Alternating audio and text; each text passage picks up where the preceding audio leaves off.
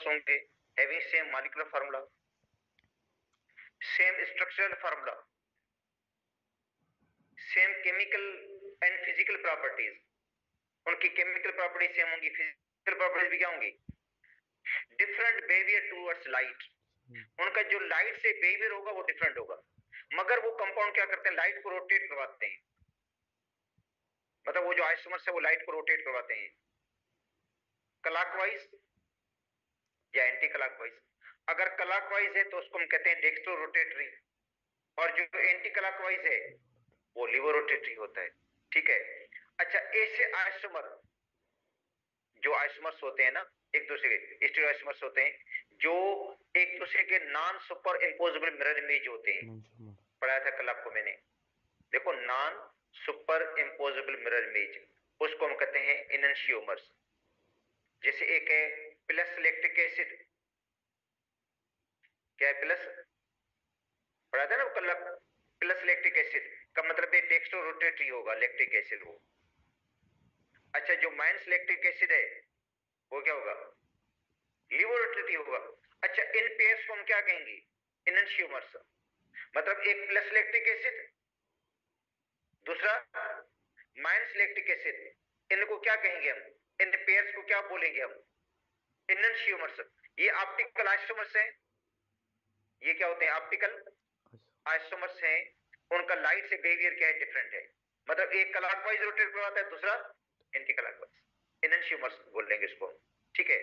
अच्छा, अब उसके लिए कंडीशंस मैंने आपको कल बताई थी कि ऑप्टिकल आइसोमर वो होगा जिसके अंदर कायरल कार्बन हो, क्या हो, कायरल कार्बन हो, और कायरल, ये हम कहते हैं कायरल सेंटर हो उसके अंदर, और कायरल कार्बन वो होता है जिसके ऊपर 4 डिफरेंट ग्रुप लगे होते हैं, मतलब 4 डिफरेंट जो एटम होंगे या ग्रुप ऑफ एटम्स लगे होंगे, उस कार्बन को हम क्या कहेंगे, chiral carbon, asymmetric carbon, dissymmetric carbon, या आप इसको हम कह सकते हैं वो लाइट जो वो कार्बन होगा, ठीक है, वो जो कंपाउंड होगा कार्बन का वो ऑप्टिकली एक्टिव होगा, उसमें कार्बन जो होगा वो sp3 हाइब्रिड होगा, जो हाइब्रिडेशन होगी वो क्या होगी, sp3 हाइब्रिडेशन का मतलब वो टेट्राहेड्रल होगा, फिर 4 बॉन्ड होंगे ना उसके, मगर चारों एटम क्या होंगे, डिफरेंट होंगे।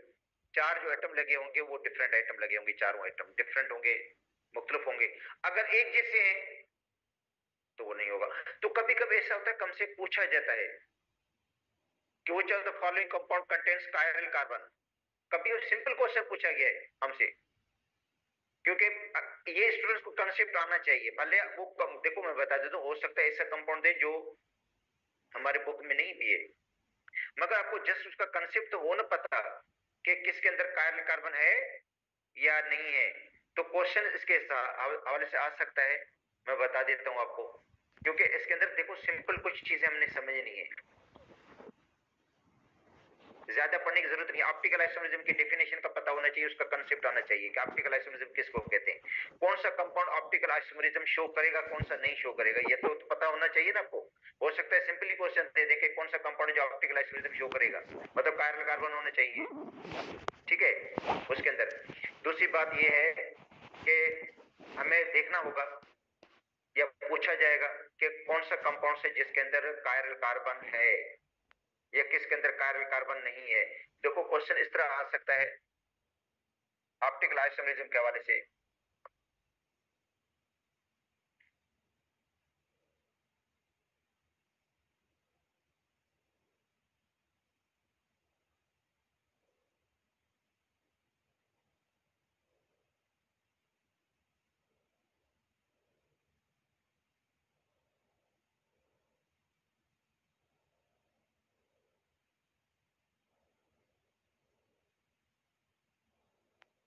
Which are the following compound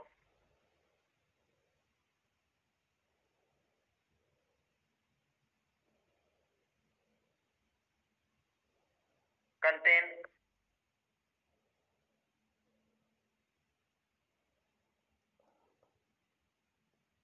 chiral carbon,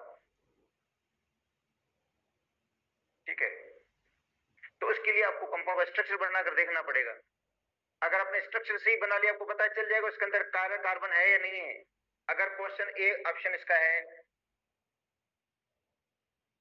2 chloropropane,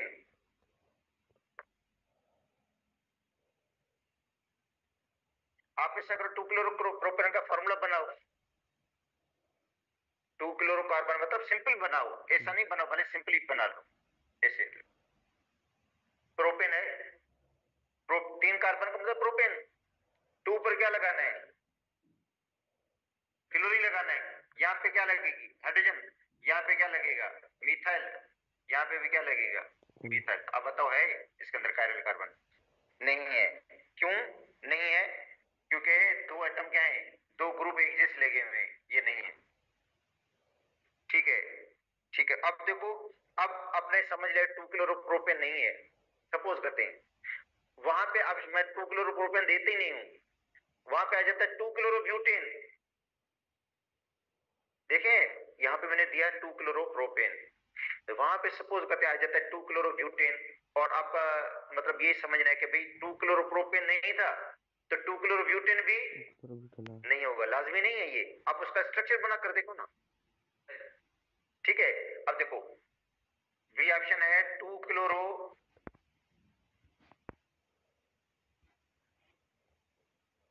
butane. तो अब देखो 2 क्लोरो ब्यूटेन के स्ट्रक्चर जब बनाओगे आप लोग, 2 पर क्लोरीन लगा देंगे, यहाँ पे लाजिम बात है आपको हाइड्रोजन लगानी होगी, यहाँ पे मिथाइल हो जाएगा, और यहाँ पे इथाइल है। तो 4 ग्रुप क्या हो गए, डिफरेंट हो गए भाई, एक जैसे नहीं है, चारों ग्रुप क्या है। तो इसका मतलब इसके अंदर कायरल कार्बन है, ये तो सही है। तो 2 क्लोरो ब्यूटेन जो लाइट को रोटेट करवाएगा। या क्वेश्चन आ जाता है which of the following compound rotate light, के कौन सा कंपाउंड जो लाइट को रोटेट करवा सकता है। लाजिम बात है लाइट को रोटेट वही कराएगा जिसके अंदर कायरल कार्बन होगा, जिसके अंदर असिमेट्रिक कार्बन होगा, जिसके अंदर डिसिमेट्रिक कार्बन होगा। तो ये डिसिमेट्रिक कार्बन मौजूद है इसके अंदर, तो इसका मतलब ये ऑप्टिकली एक्टिव है, ऑप्टिकली एक्टिव है ये कंपाउंड, लाइट को रोटेट करवा सकता है। अच्छा, सी है 2 मिथाइल ब्यूटेन।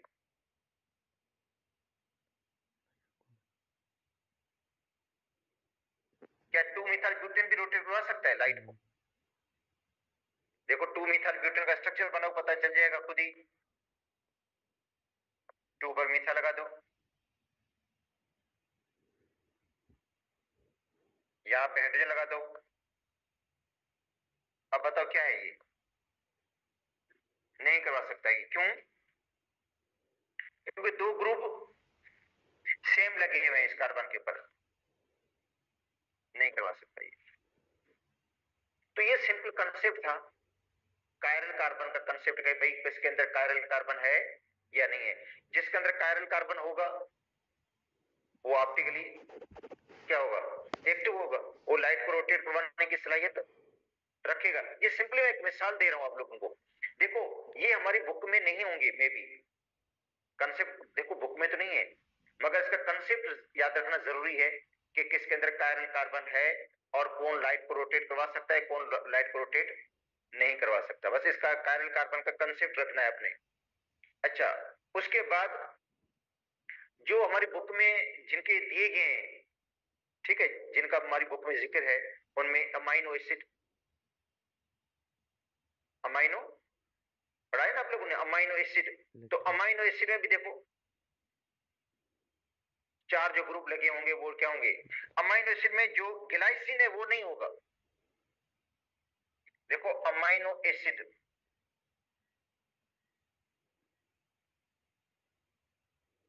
जिसकी मिसाल हमारी बुक में भी गिवन है, अमाइनो एसिड का जो पहला मेंबर है पता है कौन सा है, ग्लाइसिन। ग्लाइसिन का स्ट्रक्चर इस तरह का होता है,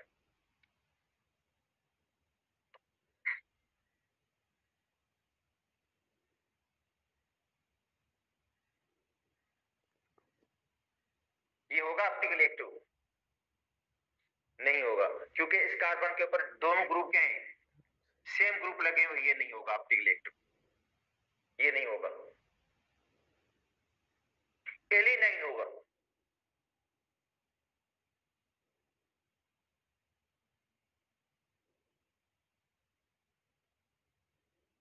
इसके अंदर क्या होता है,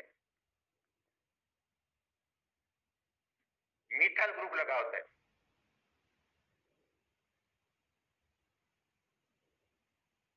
ये होगा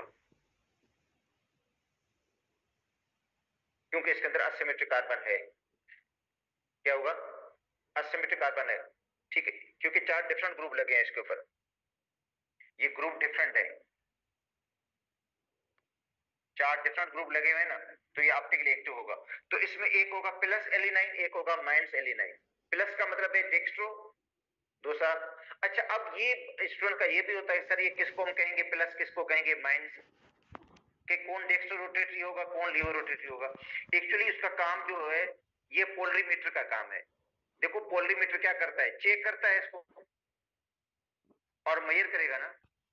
ऑप्टिकल एक्टिविटी को चेक और मेजर कौन करता है, पोलरीमीटर देखेगा ना उसको, कि ये प्लस आइसोमर है, ये क्या है माइनस आइसोमर है वैसे, ठीक है। मगर कुछ एक तरीके और भी हैं जिसके जरिए हम उसकी रोटेशन का पता लगा सकते हैं स्ट्रक्चर को देखकर। अगर आपको उसको दिया गया है, जरूरी नहीं है ये, क्योंकि हमें बताया ही नहीं गया है कि आप इसमें बताओ कि कौन सा प्लस है कौन सा क्या है माइनस है, क्योंकि हमारी बुक में तो ये है ही नहीं इसका। हमारी बुक में जस्ट दिया गया प्लस और दूसरा क्या दिया गया है माइनस दिया गया है। मगर हम अंदाजा कर सकते हैं कि कौन सा आइसोमर जो होगा वो प्लस होगा, कौन सा माइनस होगा। देखो ये है, सपोज करते हैं आपको ये दिया गया है कंपाउंड। अच्छा, ये मैं बता रहा हूं, लैक्टिक एसिड की बात कर रहा हूं।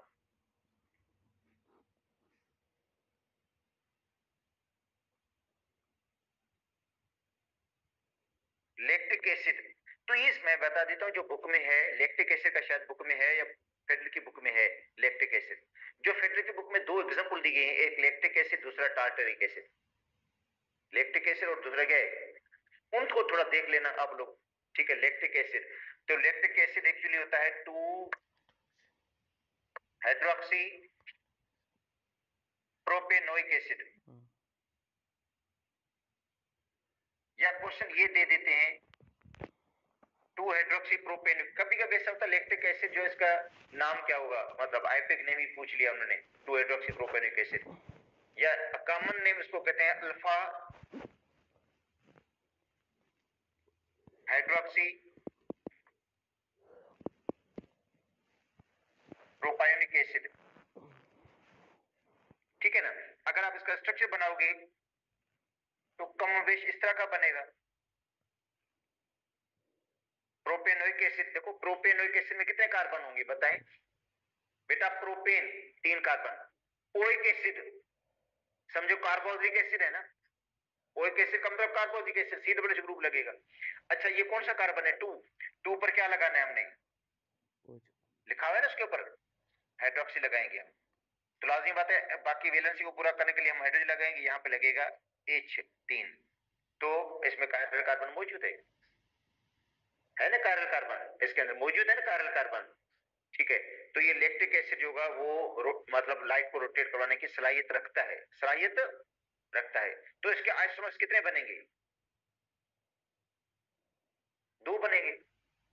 भाई इसके आइसोमर्स कितने होंगे, 2 होंगे ना इसके आइसोमर्स ऑप्टिकली। कौन से,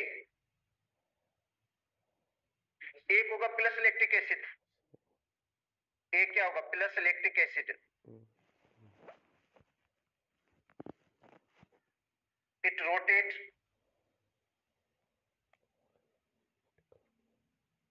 पीपीएल। पीपीएल क्या होता है, plane polarize light, plane polarize light towards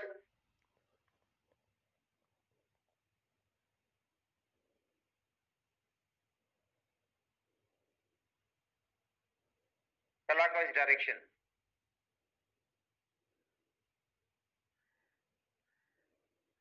हाँ, इसका जो मिरर इमेज बनेगा, मिरर में इमेज, मतलब देखो इसका मिरर का जो इमेज बनेगा वो क्या होगा, लिवोरोटेटरी होगा, वो होगा minus, minus lactic acid.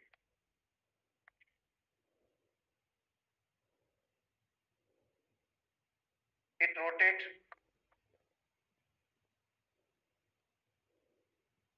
PPL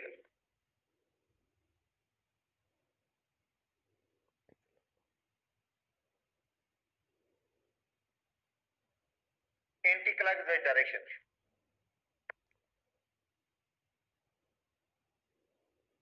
ये लाइट को एंटी क्लॉकवाइज रोटेट करवाएगा, ये लाइट को रोटेट किस तरह करवाएगा, एंटी क्लॉकवाइज। इसको क्या कहेंगे हम, लीवो रोटेटरी। क्या कहेंगे इसको, लीवो रोटेटरी। अब देखो ये है सी, यहाँ पे आ गया OH, और यहाँ पे आ गया COOH, यहाँ पे CH3 और इधर H, ऐसे लिख दिया मैंने।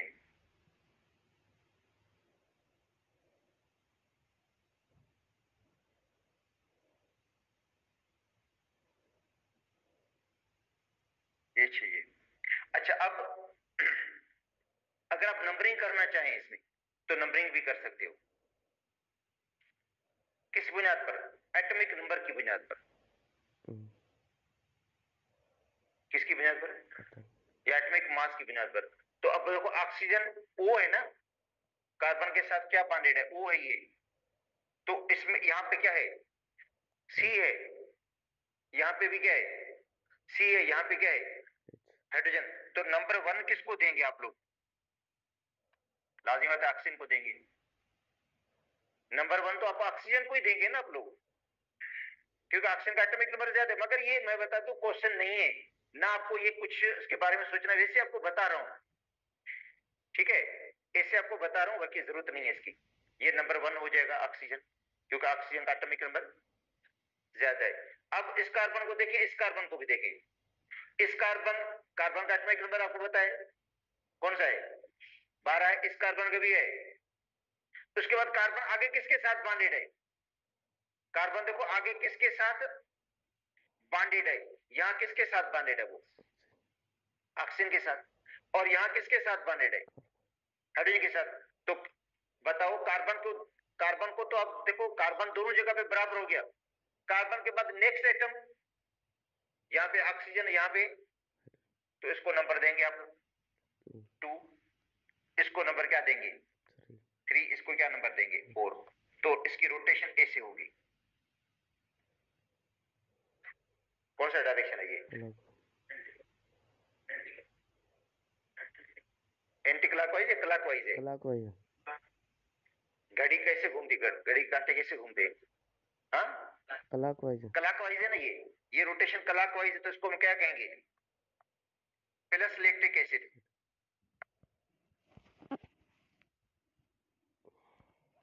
मगर ये मैं बता दूं, ये एक्चुअली इस तरह नहीं है। प्लस लैक्टिक एसिड और माइनस लैक्टिक एसिड का डिटरमाइन कौन करेगा, पोलरीमीटर इंस्ट्रूमेंट करता है। देखो प्लस है या माइनस है, उसका जो डिटरमाइन करेगा कौन करेगा, पोलरीमीटर इंस्ट्रूमेंट करेगा, कि वो लाइट को क्लॉकवाइज रोटेट करवा रहा है या। ये एक्चुअली प्रैक्टिकली से पता चलता है, ठीक है, कागज के हिसाब से लिखकर नहीं, मैं वैसे आपको मिसाल दे रहा हूं। अब इसका जो मिरर इमेज बनेगा, मिरर में इमेज, सपोज करते हैं इसको मिरर में रखेंगे ना आप लोग, मिरर के सामने, यह है मिरर इमेज।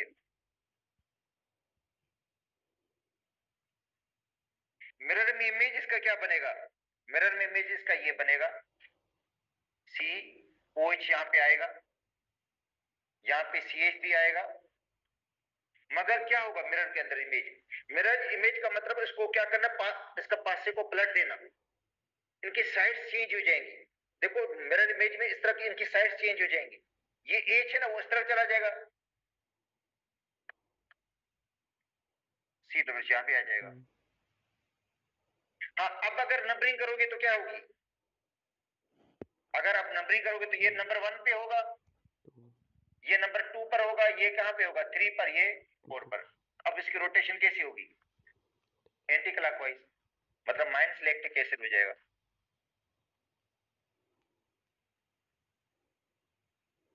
तो एक प्लस लैक्टिक एसिड, दूसरा क्या हो गया माइनस लैक्टिक एसिड। मगर ये मैं आपको बता देता हूं, आपको इसको देखना नहीं है, क्योंकि हमारे पास इतना सिलेबस में भी नहीं है इसके हिसाब से।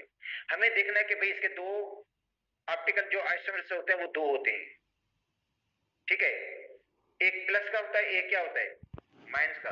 एक लाइट को रोटेट करवाता है क्लॉकवाइज, दूसरा, अच्छा इन पेयर्स को, ये नंबर 1 हो गया, ये नंबर 2 हो गया, इन पेयर्स को क्या बोलेंगे हम, ये आपसे पूछा जा सकता है, मैं बता देता हूं। इन पेयर्स को कहेंगे इनन्शियोमर्स, बस ये पूछा जा सकता है।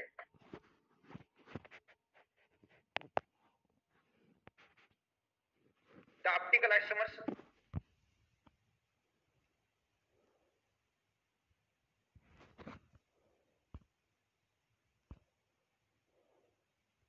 ये क्या है, ऑप्टिकल आइसोमर्स है ना optical isomers. The optical isomers which are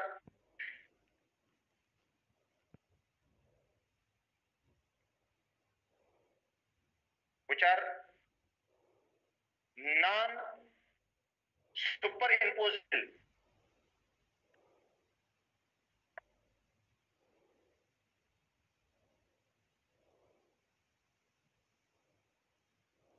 mirror image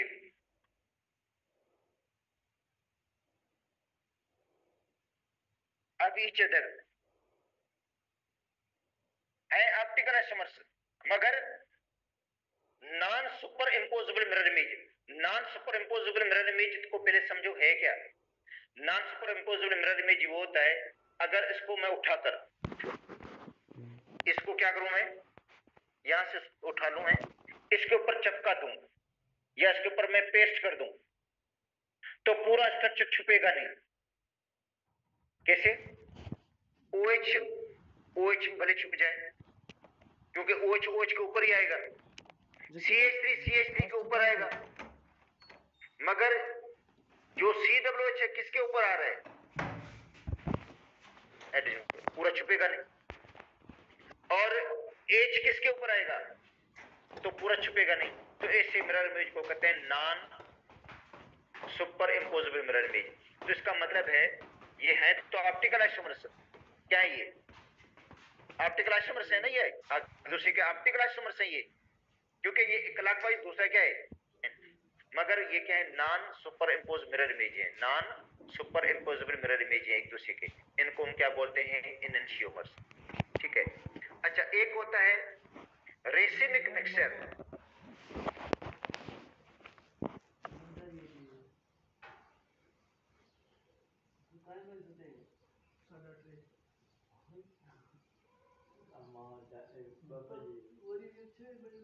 अच्छा, इट इज इक्विवेलेंट मिक्सचर।